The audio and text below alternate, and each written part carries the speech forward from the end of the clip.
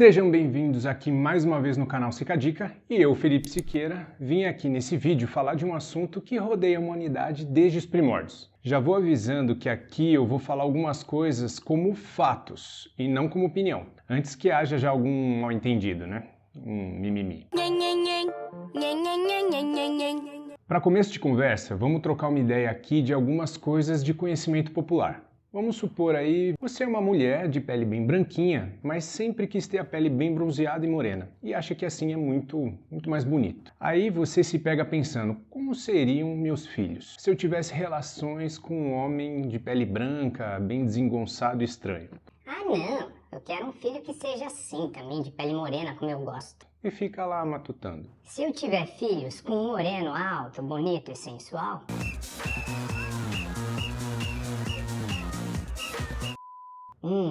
quem sabe meu filho pudesse então ter a pele dele, e minha determinação, e minha inteligência, e que não seja igual aquele branquelo desengonçado. Conseguiu entender aí nesse papo anterior que essa mulher fictícia, tá? Para ficar bem claro. Talvez pela criação, cultura, etnia, religião e talvez umas pitadinhas de preconceito, enfim, mas que pelo livre-arbítrio ela decide com quem ela quer ter filhos, seja com aquela pessoa com características boas, tanto externas como intelectuais também, ou seja, aos olhos dela, com chances de ter bebês melhorados, sem defeitos, e até aqui tá fácil de entender, tá dando para acompanhar, né?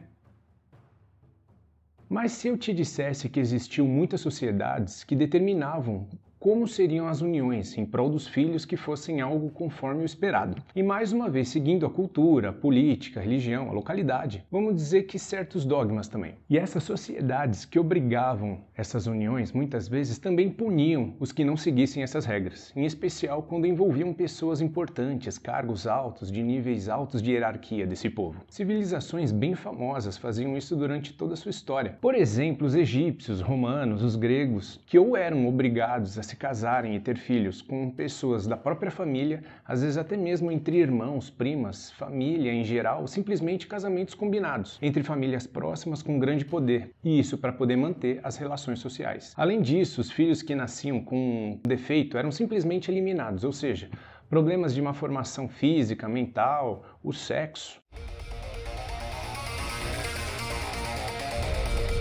Mais recente, perto dos anos 1900, surgiu um termo descrito como eugenia. E na faculdade de biologia, putz, como eu vi isso daí? Até cansar. Mas quando a gente enxerga o quanto a forma de pensar, quando tratada de uma forma até que doentia, pode prejudicar e destruir sociedades, em especial os mais desfavorecidos, os humildes, aleijados, problemas mentais e por aí segue. A eugenia ela não foi criada, mas ela foi descrita, com essa palavra, em trabalhos por Francis Galton. E nesses trabalhos ele relatava o melhoramento da raça humana, onde uma seleção artificial seria a forma de um aprimoramento da espécie humana, segundo os critérios considerados melhores lá da época dele. Voltando à fita um pouquinho, quando eu falei da seleção artificial, te faz lembrar de algum termo? Não. Pois então, seleção natural, o termo do priminho mais velho lá do Francis Galton, Charles Darwin. Enquanto Darwin estava lá estudando e propunha a evolução das espécies através da seleção natural, lembra lá do seu professor de biologia explicando que a seleção natural das espécies era uma forma da natureza indiretamente causar a melhoria daquele animal, daquela espécie? Enquanto isso, o priminho dele, mais novo, propunha a seleção artificial, ou seja, nada aleatório e sim forçado. Galton era um cara bem inteligente, ele tinha um QI super alto, lá para os 200 pontos, era formado em matemática e medicina. Ele elaborou diversas teorias, mas o que realmente ele gostava era do estudo da beleza humana. Galton, ele queria entender como que essa beleza era transmitida entre as pessoas, se a inteligência também era transmitida, e inclusive, ele foi um dos primeiros a tentar padronizar um teste que pudesse classificar a inteligência. Nas pesquisas dele, para entender como era transmitida a inteligência, a beleza, as boas características no padrão dele, ele buscava famílias ricas e da nobreza. E como para ele toda característica era transmitida pela genética, até mesmo se a pessoa gostava de trabalhar. Qual foi a pior coisa, a coisa que você mais odiava e que você teve que fazer? Trabalhar. É ruim. É ruim. De praticar certos esportes, ser promíscua, danada, cor dos olhos, porte físico, tudo mesmo. Mas como já pude perceber de forma totalmente parcial, sem levar em conta o que o ambiente que essas pessoas poderiam estar, iriam interferir nessas características. Manjou? Como assim? Não entendi. Por exemplo, se o Johannes Cleverson tivesse nascido e vivido em uma ilha deserta, para o Francis Galton ele seria um tremendo ignorante de um burro. Ou se a Genoveva fosse filha de uma prostituta, além dela ser promíscua, ela também seria conduzida a ser uma simples prostituta, já que qualquer característica era passada de pais para filhos. E até mesmo pessoas humildes e pobres eram vagabundas, porque elas não gostavam de trabalhar, esse era o pensamento dele. Eu também. Nessa época, não só lá na Inglaterra, mas diversos outros países estavam passando lá pela Revolução Industrial e também estavam aparecendo cada vez mais moradores de rua, indigentes, diversas doenças aparecendo, e a ideia da eugenia traria uma solução para tudo isso, já que esse tipo de pessoa não iria existir se a eugenia positiva fosse implementada, ou seja, só as coisas boas fossem colocadas em prática para a reprodução, excluindo toda essa gentalha da sociedade. Quem curtiu muito essa ideia de eugenia foram os Estados Unidos, inclusive eles lá faziam competições de melhores famílias, concursos de beleza de crianças, de bebês, e tinham até escritórios médicos que catalogavam todas essas características das pessoas. Claro que só as boas, né? Mas as ruins também, para assim eles terem conhecimento se aquela família tinha pessoas com defeitos que não prestavam para ser exemplos de indivíduos apropriados para terem bons filhos, né? Até mesmo nas universidades eram escolhidos alunos mais inteligentes e orientavam que eles se reproduzissem para assim terem filhos mais inteligentes e a população inteligente seria cada vez maior. Lá nos Estados Unidos também, eles colocaram, inclusive, a esterilização dessas pessoas de características ruins na Constituição. E isso não faz muito tempo, não, ainda estava rolando lá.